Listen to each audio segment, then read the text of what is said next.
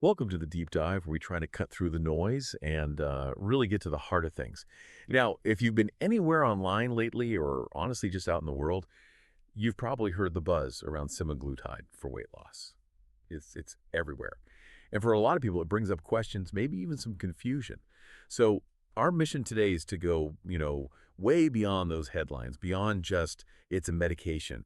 We're doing a deep dive into a really unique, kind of comprehensive approach to weight management and, well, self-understanding from Dan Hollis. His insights, they really challenge a lot of the usual thinking about weight loss. It's a perspective that's both compassionate and really practical. So what can you expect today? Well, we're going to explore why maybe willpower isn't the answer. We'll talk about the crucial role of emotional support, which is huge. The surprising truth, maybe, about losing weight fast and why the real work, the lasting stuff, actually starts after the medication. Our goal is to give you a kind of map, not just, a shortcut. For anyone navigating their own health journey, hopefully offer some clarity, some insights into how this tool, this powerful tool, can be used effectively. Okay, so let's unpack this. When semaglutide first hit the scene, and still often now, people see it as this, like magic fix. Right. Take the shot, lose the weight, done. It really feels like a shortcut. But Hollis has a very different perspective, doesn't Oh, it? completely different. Yeah. What's his core idea that pushes back on that? Well, he tackles that magic fix idea head on. His philosophy is pretty straightforward. This is not a drug journey, it is a human one. That's key. He keeps emphasizing that semaglutide, it isn't the solution itself, it's a tool. A powerful one, sure, or maybe a signal, even a pause button. He explains it works by altering how your brain thinks about hunger, satisfaction, and reward. Mm-hmm. And, while that sounds great and can be really liberating, he also points out it can be kind of terrifying for some people, too. Terrifying. How so? Well, think about it. If food has been a major coping mechanism or focus and suddenly that urge is just gone, that silence can be really unsettling. And he contrasts his approach really sharply. He says, most programs hand you a syringe and wish you luck. I hand you a map. He's clear. Semaglutide isn't the solution, it's the signal. And this is the kicker. Without structure and support, it'll amplify your confusion just as fast as it lowers your appetite. Wow, amplify confusion. That's powerful. So that structure and support he talks about, what does that actually look like? Is it group meetings, specific diet plans, therapy, or? It's sort of all of the above, but integrated. It ties directly into another really strong statement he makes. Willpower was never the problem. Okay, that's going to resonate with a lot of people. Right, because we're always told to just try harder. But he explains why willpower fails. He says, look, biology, emotion, and habit loops are stacked against you. It's not a level playing field. So instead, what works is insight, structure, tools that meet your biology where it's at. It's about understanding the system, not just fighting it. And the emotional piece is huge for him. He states it plainly. This is emotional weight as much as it is physical weight. Makes sense. People eat for so many reasons other than actual hunger, right? Anxiety, loneliness, boredom, stress, you name it. Semaglutide tackles the hunger signal, the biological part. But, he warns, without support for the rest of it, most people relapse. The emotional drivers are still there. So what about that feeling when the cravings stop? He addresses that weirdness people might feel. Absolutely. He gets asked, is it normal to feel anxious or weird when I stop craving food? And his answer is a definite absolutely. He explains, for many of us, food was more than fuel. It was comfort, control, or even identity. When that disappears, it's like losing a friend. Losing a friend. Yeah. That's quite a way to put it. It really is. And that's why he says, that's why we walk through it together. It's not just about acknowledging the feeling, it's about actively processing that loss and finding new ways to cope, connect, or even define yourself. So that leads into his idea of identity work then. It sounds like it goes much deeper than just changing eating habits. Exactly. That's crucial for the long-term success he talks about. He defines it as becoming the kind of person who doesn't need weight loss as a project anymore. Okay. Which means that takes identity work, not just dieting. It's about figuring out who you are without that constant struggle, building new coping skills, maybe finding new sources of joy or comfort that aren't food-related. The walking through it together is the coaching, the community, the support to actually do that work. Right. Okay, let's shift gears slightly. Mm-hmm. We see these amazing transformations, people dropping weight super fast. It looks so desirable from the outside. Well, yeah, the after pictures. Exactly. Yeah. But Hollis actually warns against that, which is counterintuitive. What his concern about rapid weight loss? Yeah, it's a really important point he makes. His warning is pretty stark. Fast weight loss without metabolic pacing is a trap. My trap. Ah. He lays out the risks. Your metabolism can actually slow down significantly. You can lose muscle mass, which you really don't want. And paradoxically, your long-term results can end up being worse. His philosophy is, you're not here to win the race, you're here to finish it. Ah, okay. Endurance, not a sprint. Precisely. So the focus is all on pacing. That means timing your nutrition, building habits gradually, tracking progress in a way your body can actually sustain over the long haul. It's about working with your biology. And this ties into probably the most critical part, the after plan. He says it point blank. The real work begins after the medication. After, not during. Not primarily during, no, because as he points out, semaglutide is not forever. Most people won't be on it indefinitely.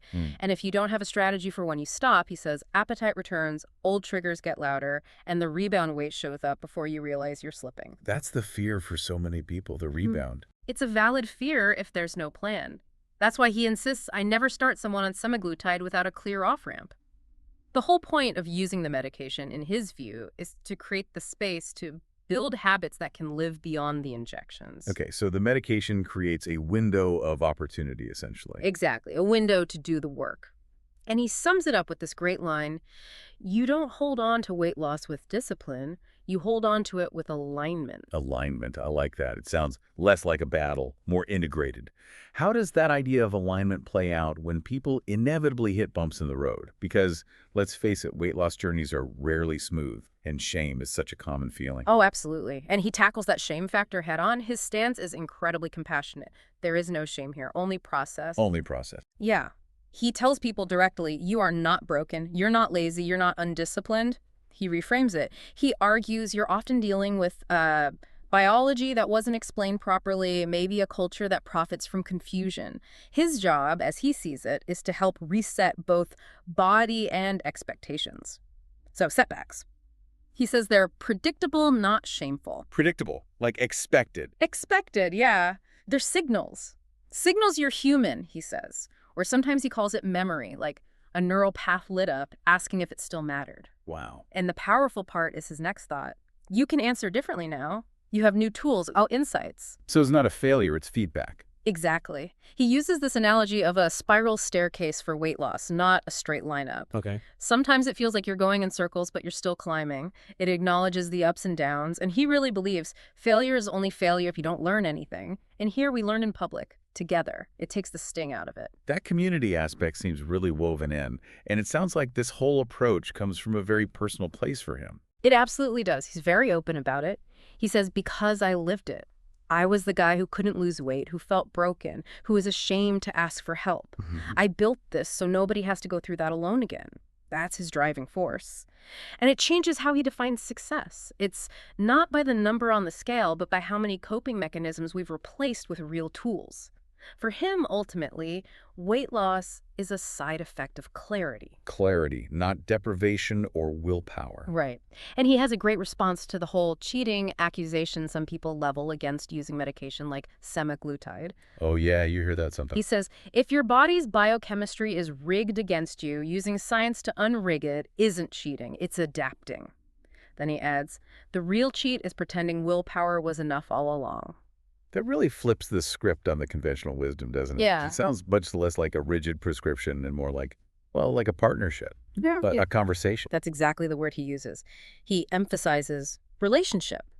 Your relationship to food, sure, but also to your body, and crucially, to the people guiding you. He's not just, handing you a list of do's and don'ts. He sees his role and his team's role as giving you a map, a guide, and a community that gets it. A guide, not just an instructor. Right. And he reframes the whole struggle. He says, you didn't lose control. You lost connection. Lost connection. Yeah, to your hunger cues, to your purpose, to yourself. That's what we help you rebuild. It's about restoring that internal compass.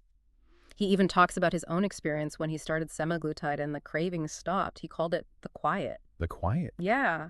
He said, I didn't realize how loud food was in my life until the cravings were gone. The silence was unsettling and strangely beautiful. Wow. That really paints a picture of the mental space he can create. Exactly. And it highlights why just removing the cravings isn't enough. You need support to navigate that new quiet space, that beauty, maybe. Okay, so just to kind of wrap our heads around this again, Dan Hollis's approach isn't about a magic pill at all. Not at all. It's about semaglutide as a powerful tool, yes, but used within a really holistic support system.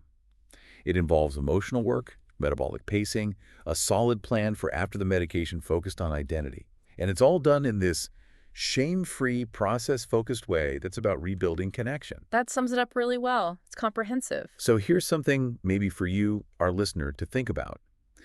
If Hollis is right, if success isn't just the number on the scale, but about replacing old coping mechanisms with real tools, and if holding on to change is about alignment, not just gritting your teeth with discipline, what might it mean for you to start right on whatever journey you're on, whether it's weight loss or something else entirely? What old stories about failure or willpower or what's possible?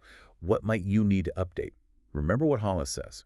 Even if you feel like you failed every time before, maybe you've just thoroughly tested what doesn't work. And now, maybe with a deeper understanding, maybe thinking about tools that actually match your biology and your emotional needs, maybe now you can consider starting right.